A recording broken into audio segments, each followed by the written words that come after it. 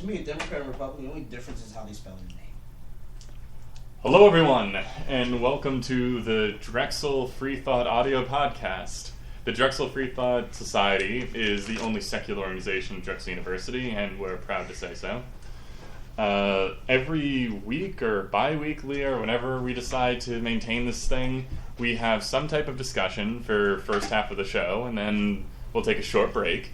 And then afterwards, you guys get to call in. Our Skype, you'll have to call in using Skype for now. So our Skype name is Drexel Freethought, no spaces, all one word. Give us a call and tell us what you think. Today's topic is going to be religion versus relationships. Which one costs more? Well, let's go around and introduce ourselves. Hello, can you hear me? Because I am Dante, the Vice President of the Drexel Freethought Society. That's right. I'm Izzy. I'm just a member. Currently the only female member in this room, so this should be very interesting. I will be representing our gender in this battle. Oxen might show up. Oxen might show up. Hi, my name is Richard, and I love network engineering and science and history. And potatoes. Especially potatoes. No, especially potatoes. Go ahead. Thank you, Richard. Can they hear us from over here, or do I have to... I'm actually checking to make sure they can hear us at all. Okay. But just jump into the conversation of just roundabout, I guess. Opening statements, go. Well, religion or relationships being expensive. Ooh, that's a tough one, because the word expensive is a very, very loaded term. You can look at expenses biologically. You can look at it mentally. You can look at it as far as the toll on human life. You can look at expensive as monetary, of course.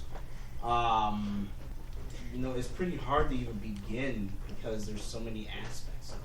I guess we'll look at it in the classic way of being financially expensive. If religion or relationships is more expensive. And then you have to drop it down to personal or groups. More expensive. I guess we look at it from a personal point of view.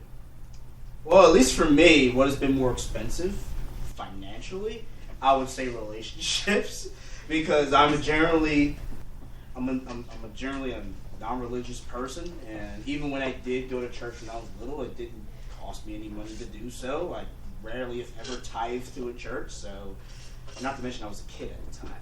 But as far as relationships, you can hear? Yes, they can hear us. Excellent, you can hear me clearly. Yes. Great, excellent. Well, me being 28 years old, and I've seen my share of dates, I would definitely say that financially, relationships is more expensive. Not necessarily because I'm paying for everything, but just for paying, period. You're taking a woman out, and, you want to have fun, you want to eat some decent food, you want to go to the movies, shopping together. Yeah, it's going to cost money. Mentally, I would also go with relationships. Religion really didn't have a taxing impact on my mental status at all. I wasn't really that indoctrinated when I was younger. I jumped out of the religion thing pretty easily as I hit my teenage years. As far as relationships go, I've only been in 3 really serious relationships. I've dated several times, and it can be mentally taxing. It's very energetically expensive. It's very stressful. The dating scene, at least in Philadelphia, I probably can't speak for the whole country. I'll say the whole country because I know a lot of people. It's very, very taxing. Dealing with all these different emotions. You love this person.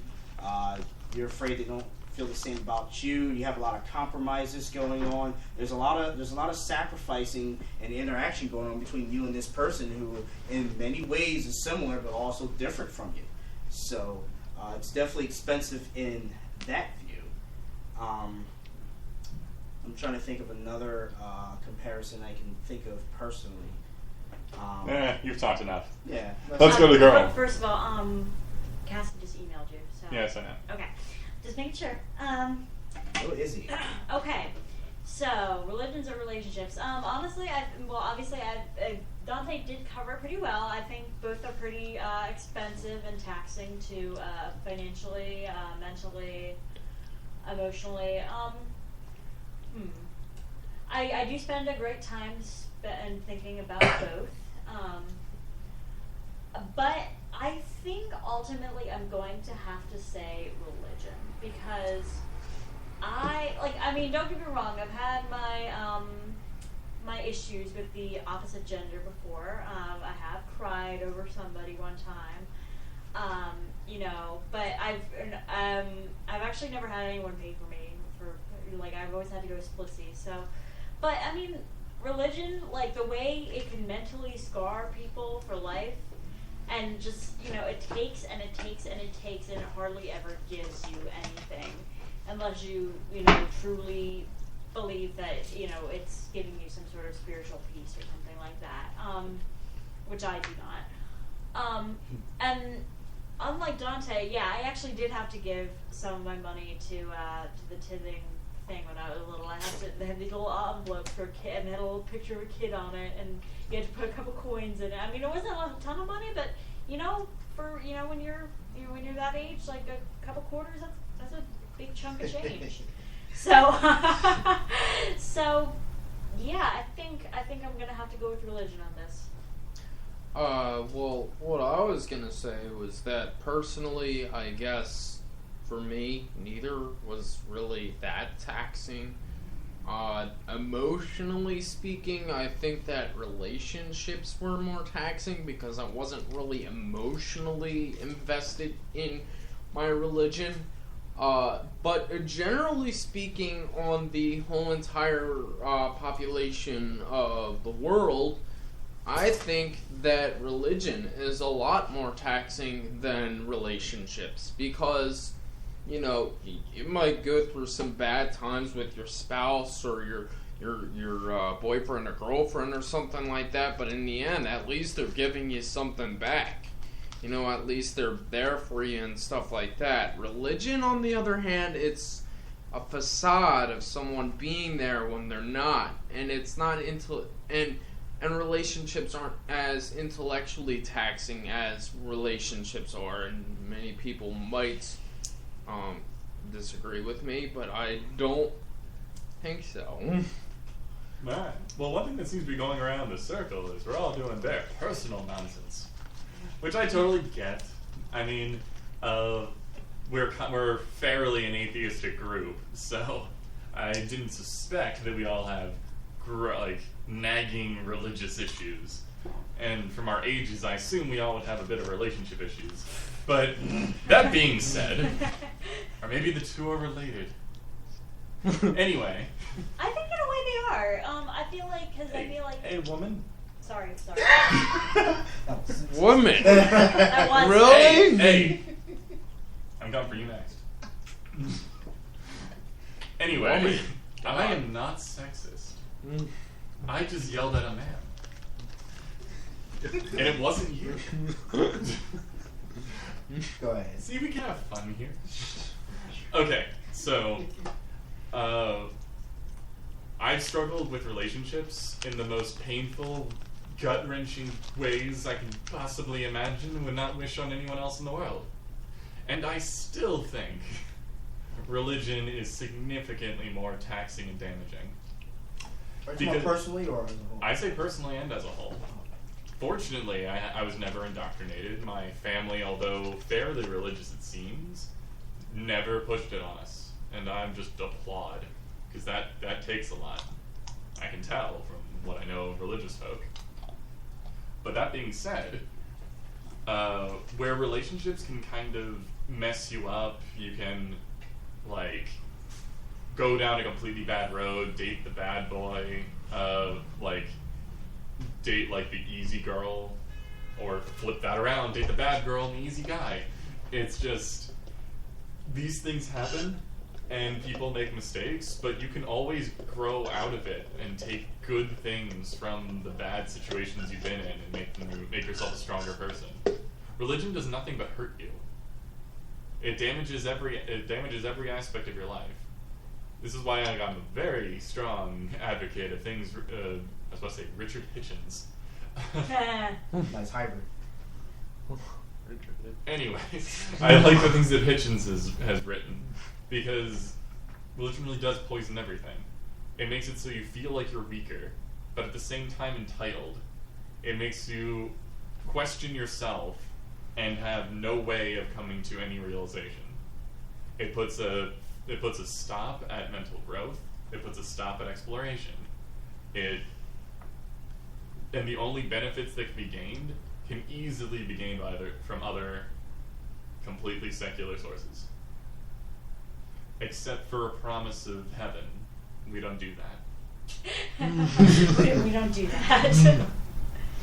Like thoughts, like pushing these things outside of our own personal things and well, how they affect others.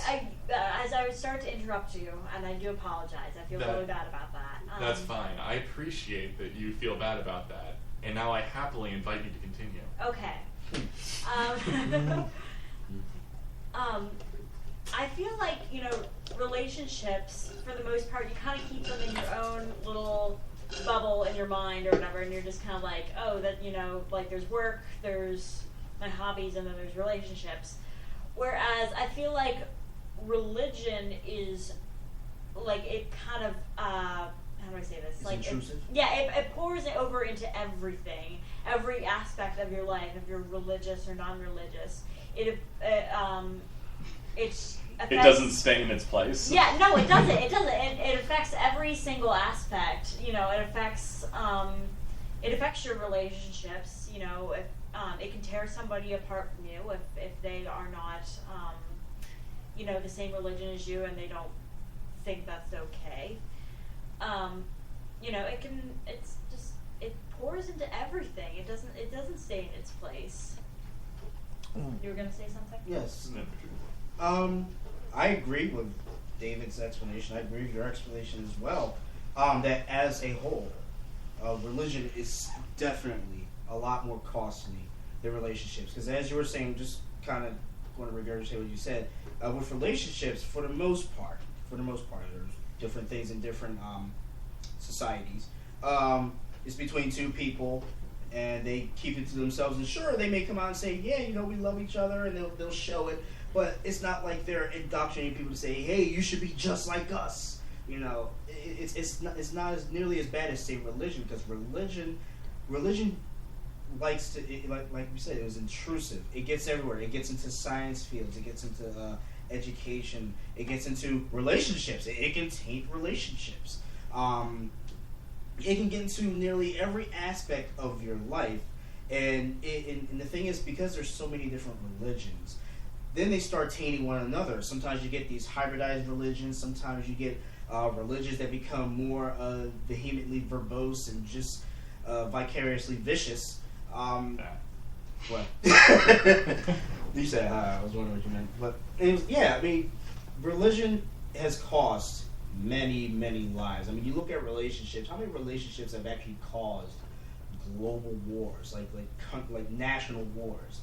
And you look at religion. You don't know much about Helen of Troy, like Egypt's relationship with the Greeks. Antony and Cleopatra. Oh, I know about those. I know about those.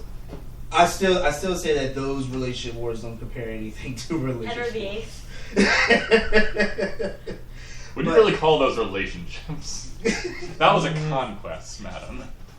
Absolutely. Religion can cost money. It can cause. It's taxing on mental stability, and it's also taxing on like the most important thing David was saying, education. Okay, I have something big to say. Whoa. All right. So when you're talking about religion, when you're talking about like a religion that believes in some sort of personal deity, of course, especially that sort of thing, religion is highly individualistic. It allows you to focus on yourself and how bad you are as a human being, especially in Christianity. Because Christianity asserts the idea that everyone is born with original sin and we have to do whatever we can to please God. Now, this touches a lot of different religions, and I don't want to get into it right now because that would take me too long. But the thing is that you have religion, and it's very highly taxing. It makes you overly assert your own opinion and how bad you are, and makes you want to change yourself for everything that you are. And a lot of people might say, oh well, it's not as financially taxing, which I would probably disagree with you.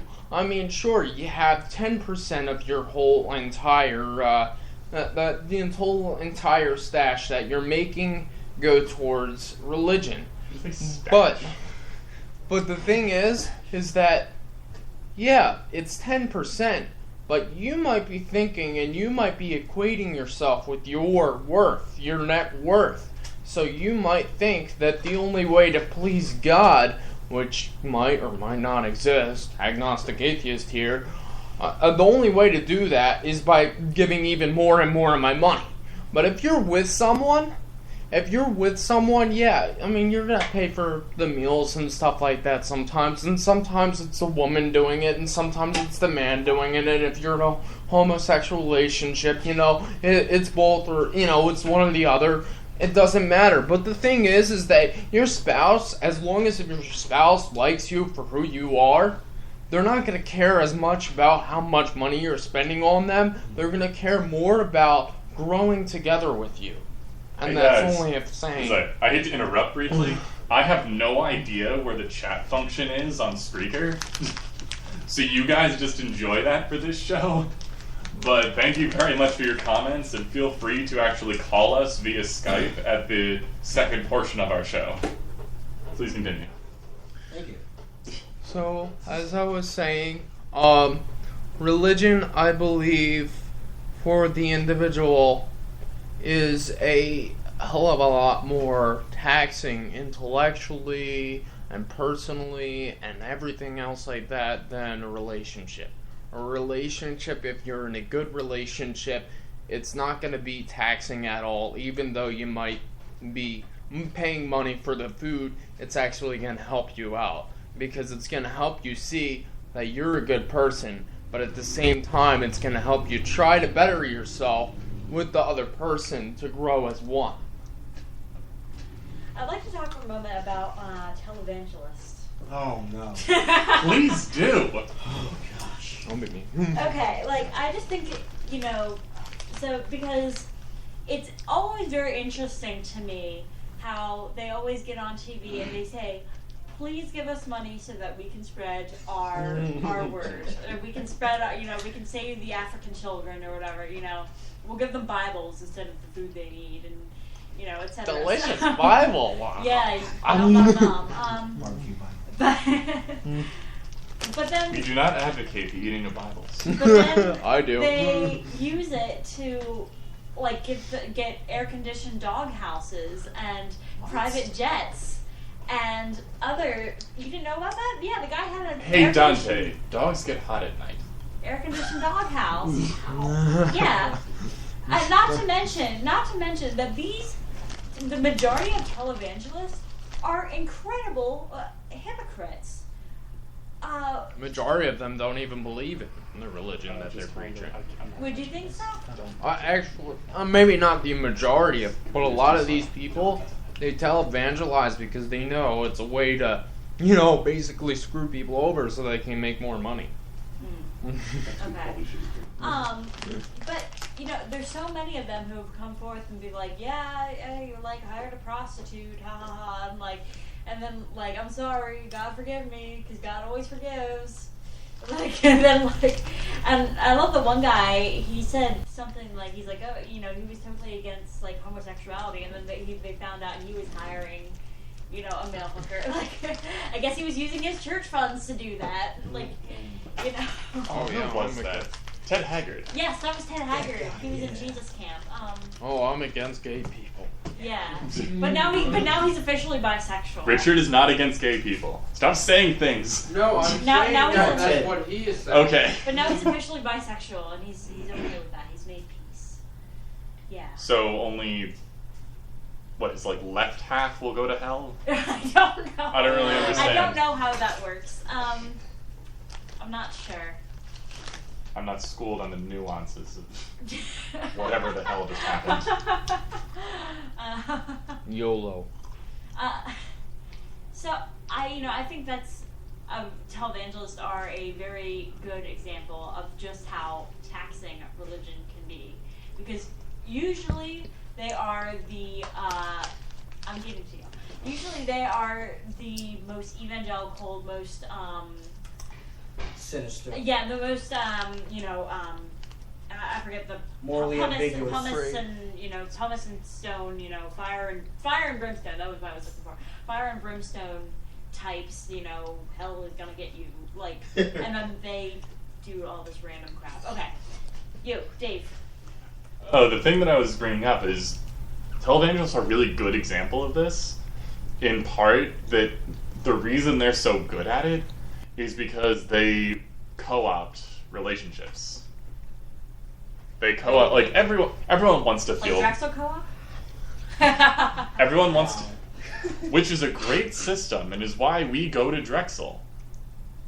Insert Drexel advertisement here.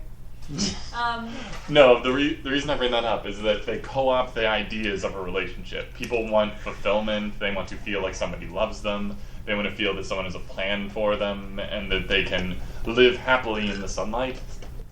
That's a thing that most people want. And televangelists, psychics, a lot of different types of people jump on it rabidly. To make money. To make money, which is what's even more galling. But actually, now that I brought that up, how about how religion works in relationships? I would like to talk about the Duggars. Please talk about the Duggars. Well, I think the Duggars are an interesting example of this. Please explain who they are, because I actually don't know who the Duggars are. I'm sorry. For those of you who do not know, the Duggars are the stars of TLC's show 19 Kids and Counting. TLC should be renamed Trashy Living Channel rather than the Learning Channel, because frankly, we're not doing much learning on that channel anymore. We're just showing really trashy families. Or simply herp derp. Yes. Wow. So anyway, I remember I was watching this show one time. This is what I do when I have nothing better to do. And and this guy was going on. He's the dad was going on. He's like, oh yeah, if someone wants to date one of my daughters, I have to meet with them and discuss their goals in life and their relationship with God, and I have to. And then I evaluate whether he would be a good man for my daughter and whether his personality would mesh with them. And even if the guy passes the interview, I guess you would call it, they do chaperoned courtship. They do not believe in dating. They say dating is practicing for divorce, and chaperoned courtship practices for marriage. So your face right now is so funny. Okay. And their oldest son got married, and the only time he was ever allowed to be alone with his girlfriend was when he was asking her to marry him. And there was 5 minutes they left the room so that he could ask her. Oh, and they're not allowed to kiss until their wedding day. Oh my god! So I think it's safe to say Richard will be back when he calms down a little. We probably all broken that rule. Wait, but kissing gets you pregnant, right? Precisely. It's a gateway drug. So obviously, I mean, when you have such strict rules regimenting your romantic relationships, obviously that really limits who you can and cannot date. Oh no, I can't say date. It's chaperone courtship. You can, there's only so many people you can court. Because, I mean, who follows those rules? Nobody. Nobody. I'd also like to add on to that. Okay. Doing that sort of thing, do you really think that those people that just got married, after all of that stuff that they went through, even with the whole idea that they cannot kiss, is going to help them at all? First of all, kissing is one of the most essential tools to getting together with your partner and building intimacy. It actually is, Scientifically biologically, speaking, it's kind of funny. Yes, it is. Second, having your parents there with your relationship, like during your relationship, is basically just like a friendship, but a creepy friendship where your parents always have to be there. And third of all, something that somebody once told me is that being together with each other and doing all the stuff that you do in a boyfriend, girlfriend, boyfriend, or, whatever it may be, kind of relationship, and not, having some sort of physical interaction, meaning it doesn't even have to go as far as making out, just like kissing. Is a friendship. It's a friendship. It's not anything. It's a friendship. It's not a relationship. It's a friendship. And, just being in a friendship with someone is fine. But being in a friendship with your parents there and then getting married afterwards, how do you think that's gonna interact with not only your relationship, but with your like urges, your natural sexual urges and stuff? For the Duggars, hugging is third base for the Duggars. Continue. I'm sorry. Go ahead. Well, my first and possibly most important comment of the day is Izzy. I do not believe you when you say you have nothing better to do than watch this show. Neither do I. Fascination. It's like scary. you're just like it's like Watching it's like paint, a train. Watching paint dry by slamming your face against the wet paint would be a better use of your time. You need to watch for Santium. You need to watch Vsauce on YouTube. It's a fascination with. I've been to their website. It's like a strange fascination with me, because it's like how do I say that? Like say there was a foreign exchange student in your dorm from Africa, and they came from some tribe or whatever, and their tribe did something totally different than most American experience. You would want to know everything about them. That would be so fascinating to you, and yet that's how I see it. It's just you're just really? People live like this? Yeah, I could say the same thing about the Kardashians, fascination. but I don't really. Anyone like that who show. ever watches this that is in some other country, we do not share Izzy's opinion of you. We think your lives are much better than the Duggars. I'm sorry if that came off as xenophobic. I did not mean it for it to come off as xenophobic. Africans are greater the than thing about it's funny because now we're kind of getting into how relationships and religion affect one another. And No. I'm sorry. Go on. no, what was you about to say? No, I was just saying that that's a thing that every single religion I can think of tries to control. Oh, absolutely. Because if you control where the babies come from, then you control who becomes who, what becomes what follower. It severely limits your options, in my view. Even I'm saying outright control. Yeah. You have sex with this person right now. I'm going to watch, and then when the child comes out, then it is going to be part of my religion, for I have created you, and that means I'm allowed to dictate your life. Yeah, I agree. They actually did that in Versailles, in the Palace of Versailles in France, because they wanted to make sure that the child was both the king and the queen's baby. So they actually watched. Yeah. Okay. Anyway. The thing that bothers me the most is that everyone, when it comes to relationships, everyone has their preferences and their prerequisites, and there's always a fine line. Between that. You have to like Star Wars. That's what I heard. Yeah, I've heard that. I heard that Continue down there. But the thing about I go on dating sites. I peek around and see what a lot of the women like, and a lot of times I come across, especially, and I'm just pointing out a demographic here. This is just something I personally observe with a lot of women of my race, quote unquote. Being African American, black, whatever you want to call me. With a lot of black women, I see a lot of them saying the man must have a relationship with God, or he must be a Christian. And I'm saying to myself, but why?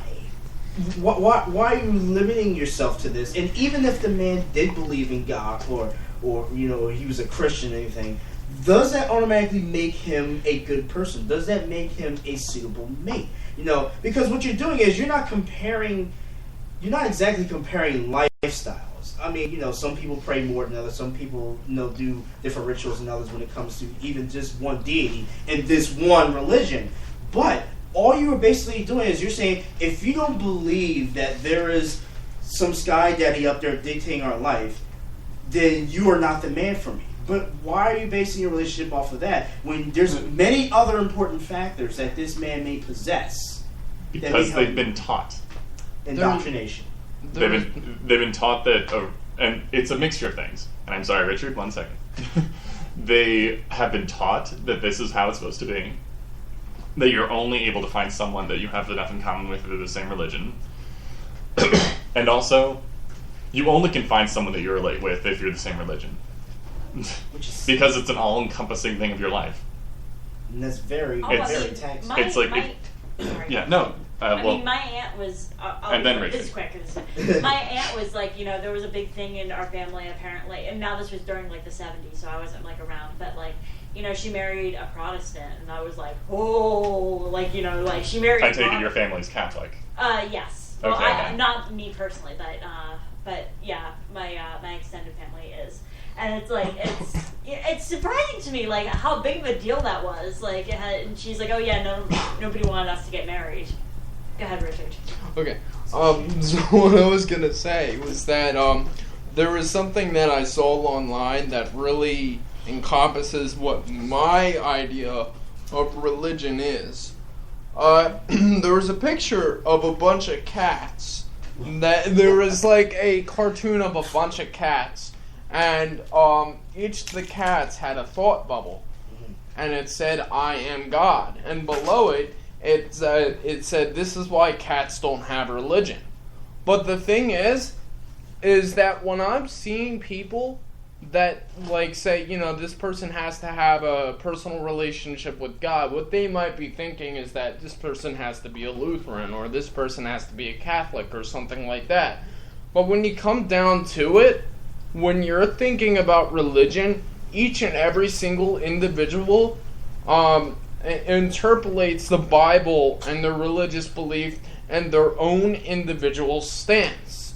So, this one, for your example, this one black woman might, find a nice man that believes in the same religion that she does, every single sect and everything else like that.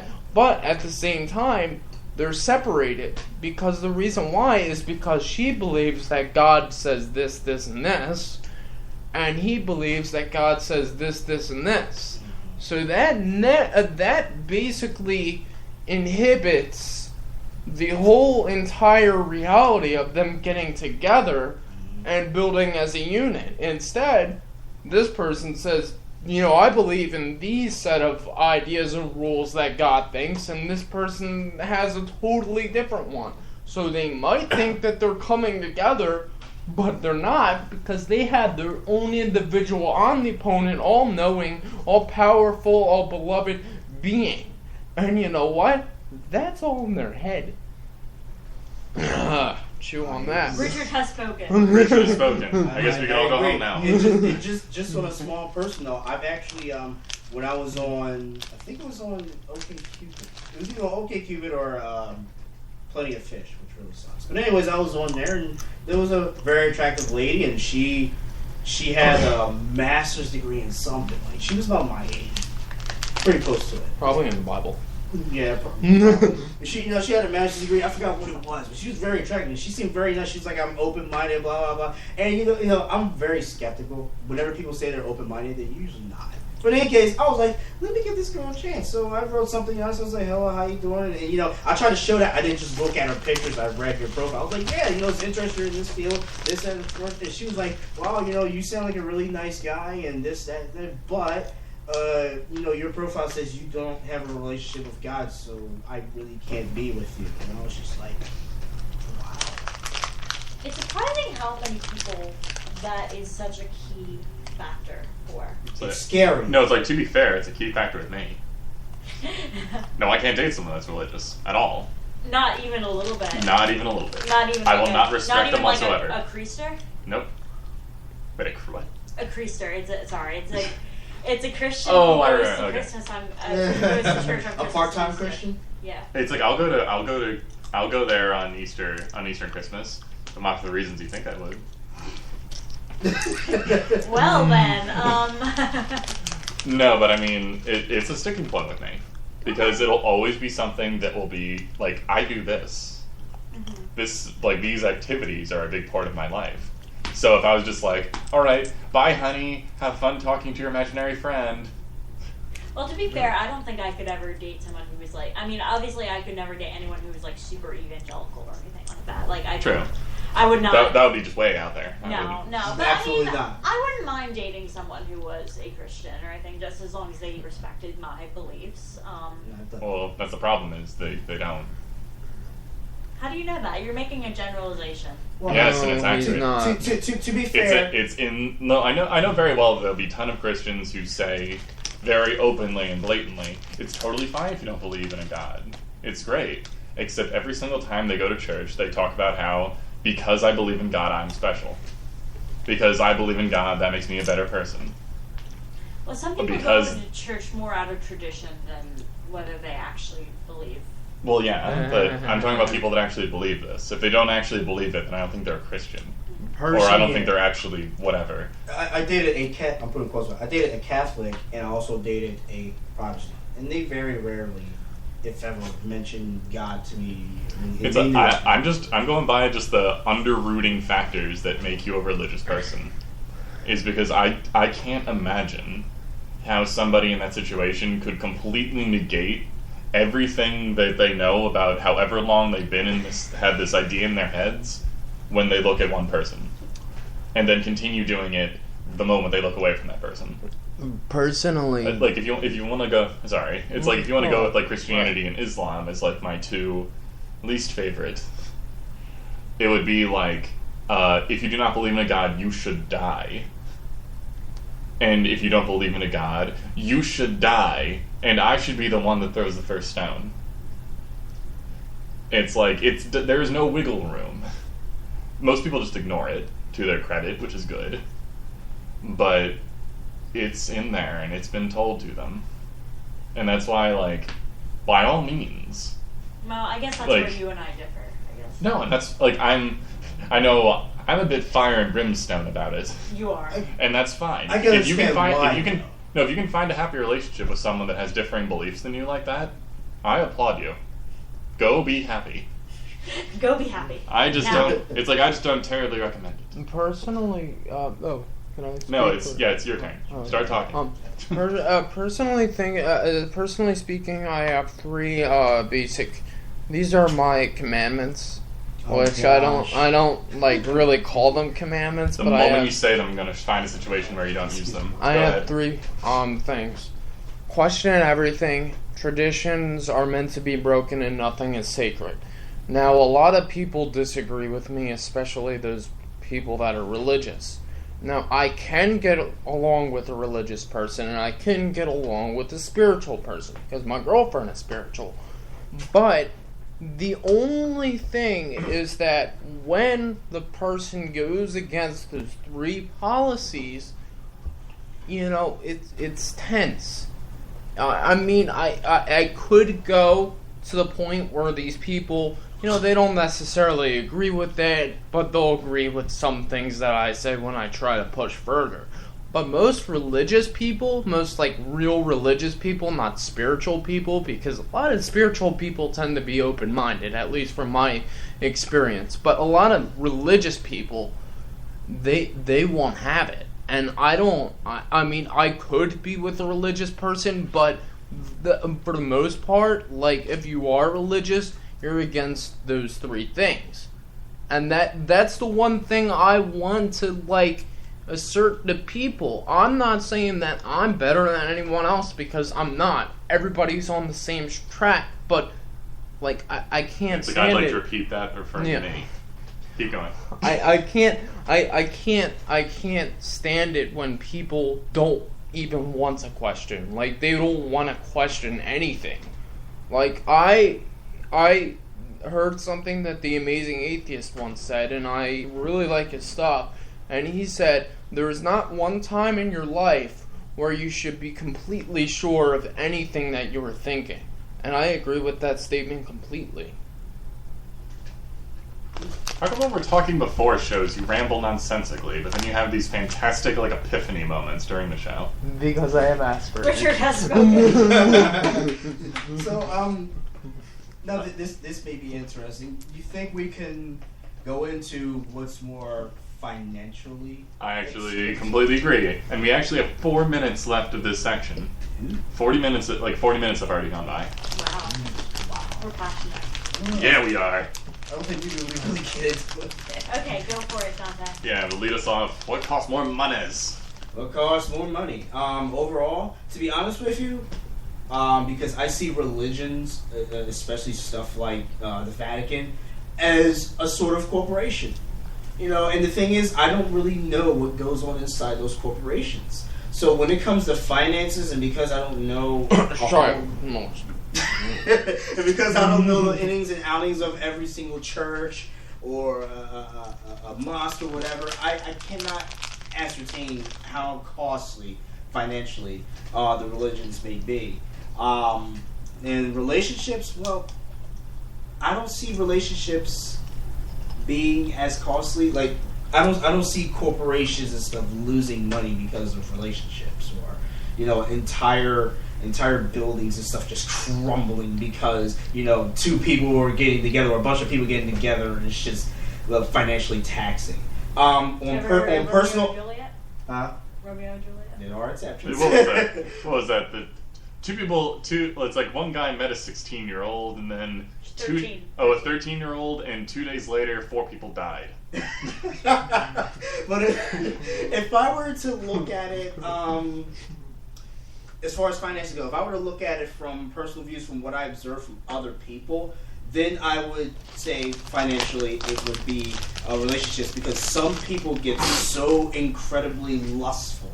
I'm not even going to say love struck. I would say lustful. They're just like... and just throw money at each other? They just throw money. They're just throwing it. Like, God doesn't have to be in the equation. Like, even atheists will just be like, money, yes, she's going to love me because I'm buying her all these candies and polar bears and all this other mess. And then next thing you know, they're broke. And then they have kids. And they're not prepared for them. And then it just spans from there. All these different expenses, they're having children, or they're like, I want to have a house with my girlfriend. I mean, I'm not ready for it, but I think I should. But like, this all being said, you would still say that religion is more money? No. I'm saying relationships are more financially costly. Never mind. No. No. I'm speaking purely finances, purely out of your pocket. People, like, as far as the dating game is concerned, how much money we throw into, and I'm talking about just as a whole, not individually, how much money we throw into courtship is alarming. I mean, some people have the cars or the motorcycles that they have because they want some girl to go, ooh, that's nice. Can I have a ride? Just for that, they're willing to pay thousands of dollars. Or they get a house that they cannot afford. They wind up being homeless. Or, they'll just have kids out of the blue. And, kids are highly expensive. I mean, they're offshoot of relationships, I would say. Just courtship alone, not even love, is incredibly expensive. I mean, especially with men, because we're indoctrinated to believe that men have to do everything. Men have to impress the woman. The woman stands there, and the men have to do this. I would like to say there's been a spike in the chat room once you started talking. Really? Yep. That's awesome. Guys, we'll look at the chat room in a moment. And actually, I have to completely stop you. We have 54 seconds left, everybody. We had our discussion. We talked about us. My roommate's locked out. I have to. Oh. I'll be right back. Okay. We have almost no time left. It depends. Thank you for listening to this portion. We're going to take a 15-minute break. You guys go get some pizza and go talk to your loved ones. See if they cost you lots of money. And we will be back for another 45-minute segment in which we want to hear what you guys think. So call into our chat, go. I'm muttering at this point. Okay. Go into the chat room, email us, or find us on our Skype. Drexel Freethought, all one word, no spaces. Call us if you want to. Have a nice day, everybody. Talk to you in 15 minutes. Goodbye. No, I might as well take this opportunity to get a sandwich from something.